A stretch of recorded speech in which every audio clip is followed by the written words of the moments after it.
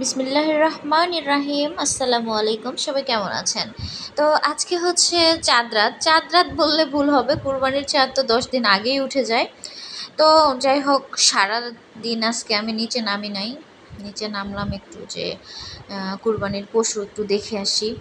তো এই যে আমাদের গ্যারেজে যে ছাগল, লাল কালার ছাগল আর হচ্ছে কালো ব্ল্যাক কালার গরু।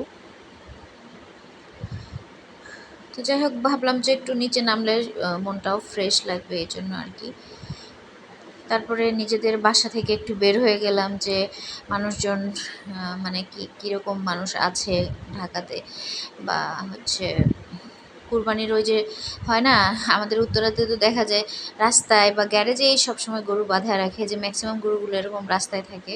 তো আরিয়ান সোনাও একটু দেখছিল, আমারও ভাল লাগছিল, যেহেতু আমার শরীরটা একটু খারাপ আর সারাদিনই নিচে নামা হয় নাই, গতকালও আমি নামি নাই।